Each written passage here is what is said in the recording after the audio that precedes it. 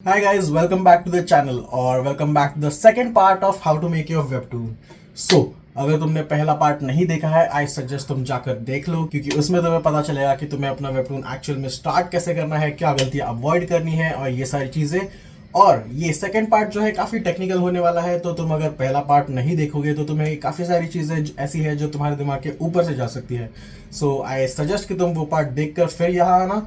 और जिन्होंने पहले से वो पार्ट देख लिया है तो आई होप वो तुम्हारे काम आया होगा और तुमने उन स्टेप्स को फॉलो किया होगा और अपनी वेबटून जर्नी स्टार्ट कर ली होगी ऑलरेडी। ऑलराइट, सो आगे बढ़ते हैं और देखते हैं अगले steps. So I will see you at the end of the video. Step 3, establishing the conflict या प्रॉब्लम। सो यहाँ पर बेसिकली तुम्हें दो चीज़ों पर ध्यान देना है। एक, तुम्हारा मेन स्टोरी का कॉन्फ्लिक्ट या प्रॉब्लम क्या है, और दो, तुम्हारे स्टोरी में स्टेक्स क्या है। तो इन दोनों को अच्छे से एक्सप्लेन कर देता हूँ पहले पॉइंट बाय पॉइंट, फिर आगे बढ़ता है। Okay, so point 1, what's the central conflict.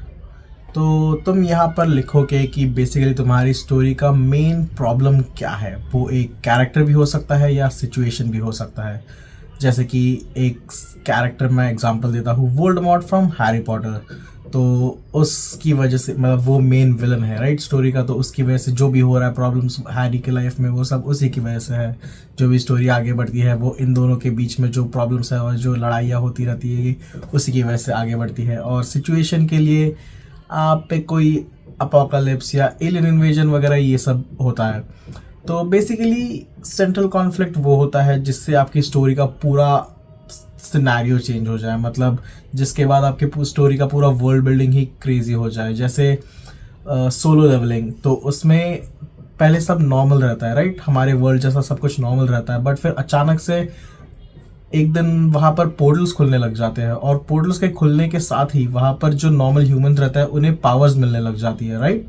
सो ये एक सिचुएशन हो गया। इसकी वजह से लाइक वो वर्ल्ड का पूरा सिनेरियो ही बदल जाता है। लाइक उसका पूरा पावर स्केलिंग का सिस्टम, उसका फाइनेंस का सिस्टम, सब कुछ राइट। तो बेसिकली ये तुम्हारे वर्ल्ड बिल्डिंग का पार्ट है जो तुम बाद में लिखोगे, बट अगर तुम्हें डिटेल में लिखना है ये लाइक अलग से तो फिर तुम लिख सकते हो इसे। ओके, और second point, what are the stakes. तो बेसिकली तुम नाम से समझ ही गए होगे कि स्टेक्स क्या होता है, बट मैं फिर भी थोड़ा सा एक बता देता हूँ जिन्हें नहीं पता उनके लिए। तो तुम्हारे कैरेक्टर्स जो भी कर रहे हैं वो क्यों कर रहे हैं, और अगर फेल हो जाए तो क्या होगा। बेसिकली स्टेक्स दो टाइप के होते हैं। एक है एग्जिस्टेंशियल और लाइक ग्लोबल इवेंट के स्टेक्स, जैसे अवेंजर्स वगैरह ये सारी मूवीज में हो गए, और दूसरे आते हैं पर्सनल स्टेक्स, जैसे मैंने पहले बताया साइलेंट वॉइस का एग्जांपल, उसमें हो गए। तो उसमें स्टेक्स कैसे थे कि वो कैरेक्टर्स के लाइफ से रिलेटेड थे।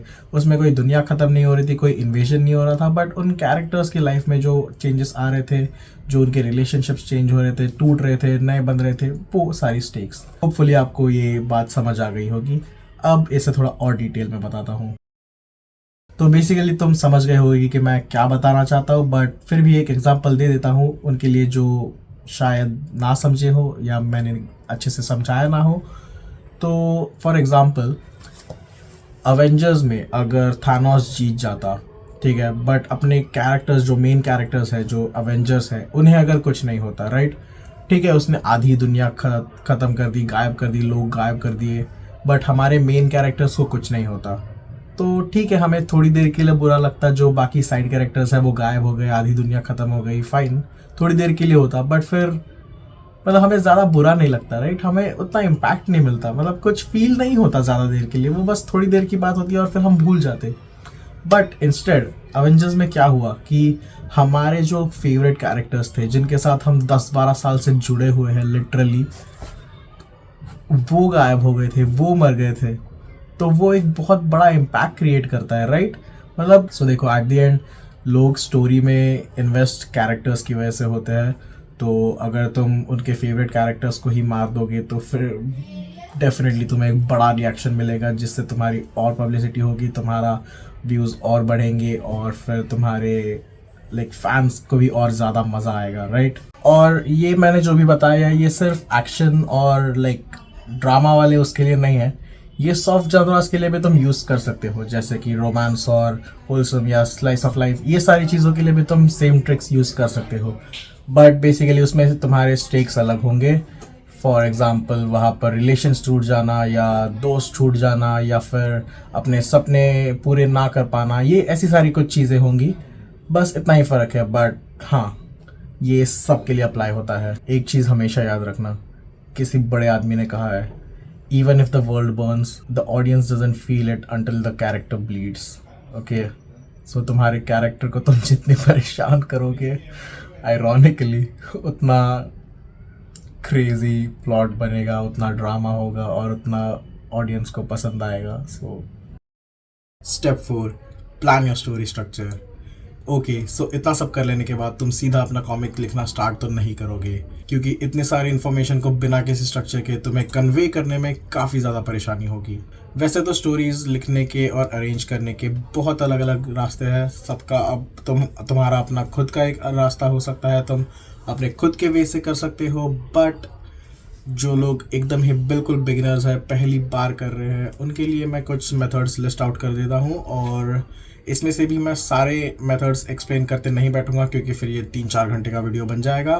तो मैं सिर्फ एक मेथड एक्सप्लेन करूंगा जो दुनिया भर में सबसे कॉमन मेथड है, द 3 एक्ट स्ट्रक्चर।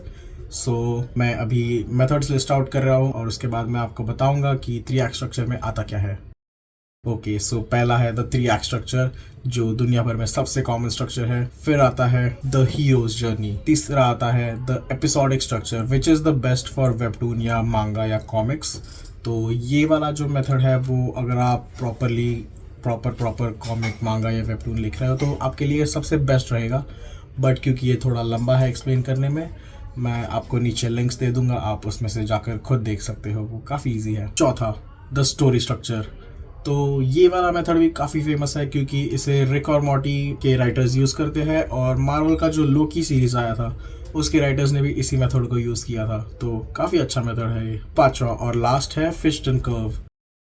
ये सारे मेथड जो है, इसमें से चारों के लिंक्स मैं डिस्क्रिप्शन में डाल दूंगा। जो पहला वाला है, जो सबसे कॉमन मैंने बताया, वो मैं आपको बता दूंगा ताकि आप लोग स्टार्ट कर सको, क्योंकि वो सबसे बिगिनर फ्रेंडली है और सबसे सिंपल है। तो बिना कोई प्रॉब्लम के आप उसको लिख सकते हो, उससे उसमें आपकी स्टोरी अरेंज कर सकते हो और ज़्यादा आपको कोई झिकझिक भी नहीं होगी, राइट।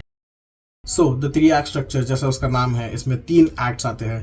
पहला एक्ट है सेटअप, दूसरा एक्ट है कॉन्फ्रंटेशन और तीसरा एक्ट है रेजोल्यूशन। एक्ट 1, इसमें तुम अपने कैरेक्टर्स के डेली लाइफ्स के बारे में बताओगे, उनका इंट्रोडक्शन दोगे, वर्ल्ड के बारे में बताओगे और ये सारी चीज़ें। बेसिकली तुम उनको सेटअप करोगे, तुम अपने ऑडियंस को अपने वर्ल्ड का एक व्यू दोगे जो तुम एक्सप्लोर करने वाले हो, ठीक है। फिर तुम इसमें बताओगे कैरेक्टर्स कौन है, वो क्या करते हैं, उनकी हॉबीज़ क्या है, वगैरह वगैरह, ये सारी चीज़ें।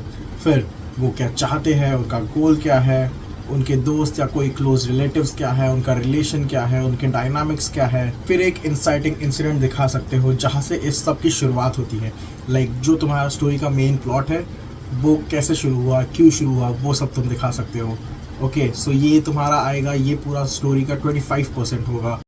एक्ट 2, कन्फ्रंटेशन, ये तुम्हारी स्टोरी का सबसे बड़ा एक्ट होगा, क्योंकि ये 50 to 75% कवर करेगा स्टोरी का। क्योंकि तुम्हारी स्टोरी का जो भी मीट है, जो भी जूसी पार्ट है, जो भी डिटेल्स है, जो भी एक्शन है, जो भी सब कुछ है, वो इस पार्ट में होगा मेनली।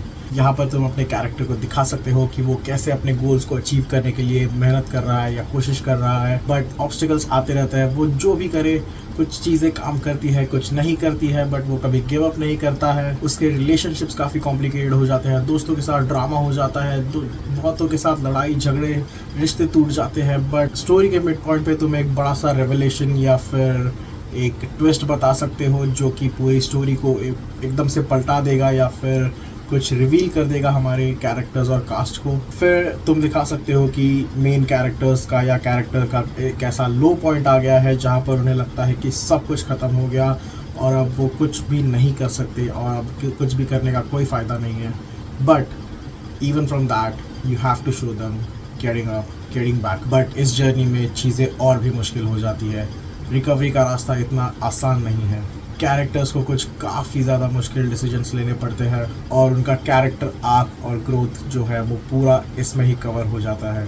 सो ये सबसे इम्पोर्टेंट पार्ट है तुम्हारे स्टोरी का। ऑल राइट, सो एक्ट 3 ये तुम्हारे स्टोरी का रेजोल्यूशन वाला पार्ट है और ये तुम्हारे स्टोरी का 15 से 25% का जो भी तुम्हारा पोर्शन है वो कवर करेगा, डिपेंडिंग ऑन तुम्हारा जो मिड सेक्शन है वो तुम कितना बड़ा बनाते हो। ओके, यहाँ तुम्हें सारे प्रॉब्लम्स और जो भी है वो सब सॉल्व करने हैं और ट्राई करना कि कोई प्लॉट पॉइंट्स ओपन ना रखो अनलेस एंड अनटिल वो जानबूझकर सोच कर रखे हैं तुमने, ताकि तुम कुछ आगे और बना सको, वरना ट्राई करना कि सारे प्लॉट सॉल्व करो। और इसमें बेसिकली मोस्टली ऐसा होता है कि कैरेक्टर ने अपना जो ग्रोथ आर्क था उसमें जो भी सीखा और जो भी उसके सामने जो प्रॉब्लम्स आए उससे वो जो भी सीखा है वो यहाँ पर अप्लाई करता है। फिर उसके सामने कुछ फाइनल मोमेंट्स आते हैं, फाइनल चैलेंजेस आते हैं और बाद में तुम दिखा सकते हो कि कैसे वो प्रॉब्लम सॉल्व कर देता है, जिससे लाइक जो भी वो सिचुएशन थी या जो भी डेंजर था या जो भी था वो लाइक कैसे सुलझ जाता है अपने आप। और इस पूरे चीज़ के आफ्टर इफेक्ट्स दिखा सकते हो कि लाइक दुनिया पर क्या असर हुआ और अगर दुनिया पर नहीं तो उस पर क्या असर हुआ, उसके आसपास के लोगों पर क्या असर हुआ, उसके डेली लाइफ पर, उसके रूटीन पर क्या असर हुआ, क्या कुछ चीज़ें बदली है या फिर नहीं बदली है, या फिर किसी को पता ही नहीं चला कि उसने क्या किया है और ये बस वो अपने आप से ही लड़ रहा था। So you know that, you get that right. काफ़ी सिंपल कॉन्सेप्ट है ना। ओके, सो अब तुम अपनी नोटबुक या लैपटॉप ले लो जहाँ पर भी तुम अपनी स्टोरी लिखने वाले हो और बुलेट पॉइंट्स बनाकर अपनी स्टोरी को इस फॉर्मेट में जो भी तुम्हें अपनी स्टोरी में एक्सप्लोर करना है या बताना है उसके बुलेट पॉइंट्स लिख लो। ये तुम्हें काफ़ी मदद करेगा अपनी स्टोरी को ब्रेक डाउन करने और उसे और अच्छे से अंडरस्टैंड करने में। और जब तुम्हारा एक रफ आउटलाइन रेडी हो जाए तो अब हम नेक्स्ट स्टेप में इसे और रिफाइन करेंगे step by step. Alright, okay, so अब आता है final step, step 5, make a detailed beat sheet. तो अब तुम्हारे पास तुम्हारी स्टोरी की एक रफ आउटलाइन है, राइट, बट ये अभी भी थोड़ी वेग है। तो अब हम इसे और थोड़ा डिटेल बनाएंगे। तो अगर तुमने अपनी स्टोरी में कोई ऑब्स्टिकल्स या रेवलेशन सीन्स डाले हैं तो तुम्हें एग्जैक्टली पता होना चाहिए कि तुम्हें वहां डालना क्या है या तुम वहां एग्जैक्टली ड्रॉ क्या करने वाले हो या बताने क्या वाले हो। तो इसके लिए हम यूज करेंगे स्टोरी बीट्स का। तुम सोच रहे होगे कि अगर मैंने अपनी स्टोरी पहले से एक स्ट्रक्चर में लिख ली है तो मुझे स्टोरी बीट्स का क्या फायदा, राइट? तुम जब अपनी स्टोरी को बीट्स में तोड़ते हो तब तुम्हें एक एग्जैक्ट रोड मैप मिल जाता है। बीट्स तुम्हें और भी ज्यादा डिटेल स्ट्रक्चर देती है, तुम्हें अपनी स्टोरी को और ज्यादा बेटर अंडरस्टैंड करने में और उस पर और ज्यादा कॉन्फिडेंस देती है। तो जब मैं कहता हूँ कि स्टोरी बीट्स बनाओ, मेरा मतलब है कि अपने स्टोरी के हर एक सीन को 3 से 5 छोटे पैनल्स में तोड़ दो और हर मोमेंट के लिए लिखो, एक कि यहाँ पर क्या होगा, दूसरा कैरेक्टर क्या फील करेगा और तीसरा ये स्टोरी को आगे कैसे बढ़ाएगा।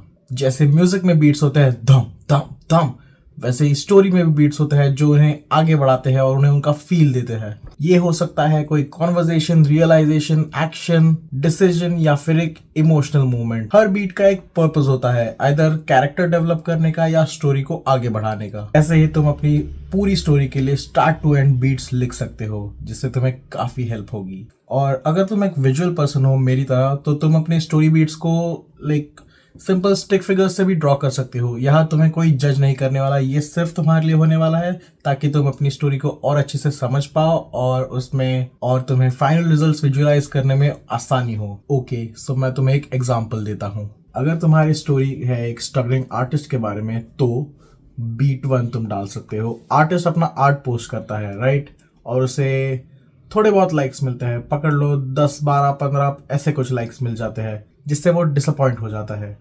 बीट 2, उसका दोस्त सजेस्ट करता है कि वो कमर्शियल आर्ट ट्राई करे जिससे उसे टेम्पटेशन होता है। बीट 3, वो अपने दोस्त की एडवाइस लेकर कमर्शियल आर्ट पोस्ट करता है जिससे उसे काफी जल्दी बहुत ज्यादा लाइक्स मिलने लग जाते हैं, तो उसे एक वैलिडेशन फील होती है। बीट 4, उसका जो दोस्त है वो उसे कन्फ्रंट करता है कैफे में कि जब से तूने ये कमर्शियल आर्ट डालना चालू करा है तुझे लाइक्स और ये सब तो काफी ज्यादा मिल रहा है, बट आई गॉटा से कि मुझे जो तेरा पहले वाला आर्ट था उसकी तरह इसमें तेरा सोल और तेरे फीलिंग्स फील नहीं हो रहे हैं। लाइक मुझे इससे कुछ फील नहीं हो रहा। ये उसे एक रियलाइजेशन का मोमेंट देता है।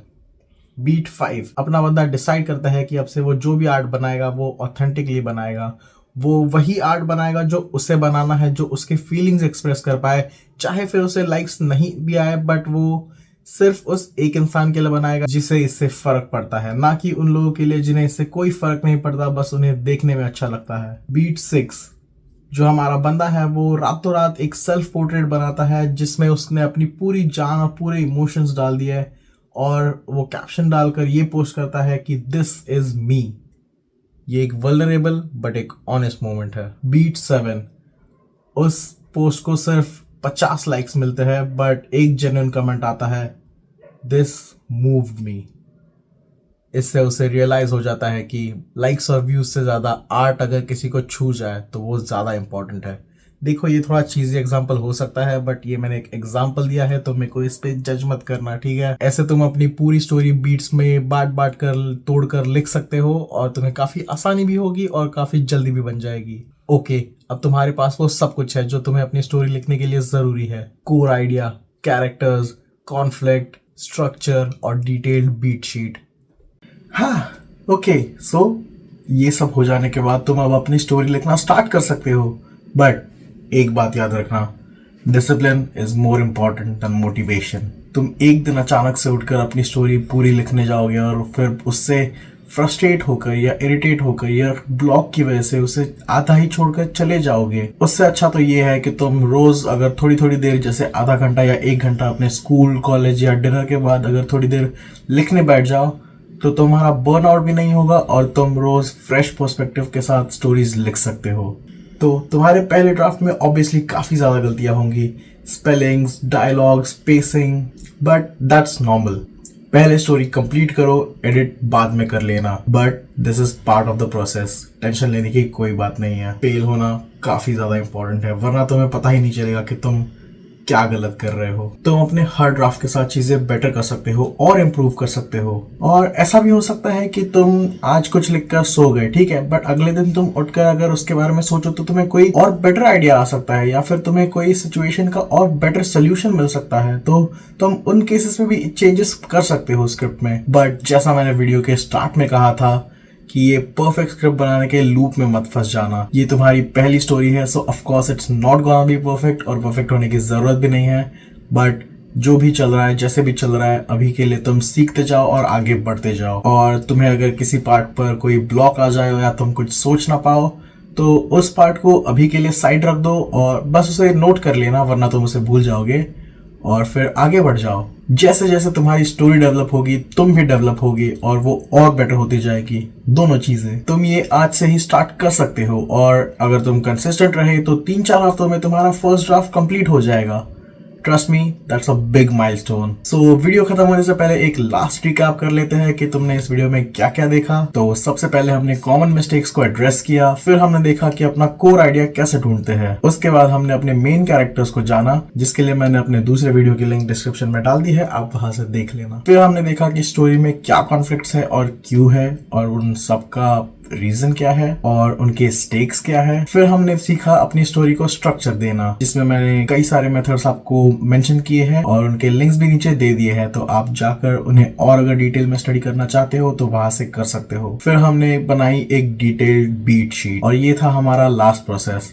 बट यहाँ पर स्टोरी खत्म नहीं होती है, राइट। तुम्हें अभी भी हर रोज आधा घंटा या 1 घंटा अपने स्कूल, कॉलेज या डिनर के बाद तुम्हारी स्टोरी पर काम करते रहना है, ताकि तुम जल्दी से अपना फर्स्ट ड्राफ्ट खत्म कर सको और अपनी स्टोरी पर अच्छे से काम कर सको। तो जाओ और अपने स्टोरीज लिखो, अपने कॉमिक्स बनाओ, और मुझे कमेंट्स में बताना कि अगर ये वीडियो तुम्हें यूजफुल लगा हो, या फिर तुमने इसमें से कोई मेथड्स या टिप्स यूज करे हो। और तुम अपने कॉमिक्स और स्टोरीज के आइडियाज मेरे साथ शेयर कर सकते हो कॉमेंट सेक्शन में। और अगर तुम्हें कोई मदद चाहिए होगी, तो अगर मैं कुछ कर सकता हूँ तो मैं जरूर मदद करूंगा। तो बस यही था आज का वीडियो, और लाइक, शेयर, सब्सक्राइब कर देना और बाकी सारी चीज़ें। तो मिलते हैं अगले वीडियो में, बाय।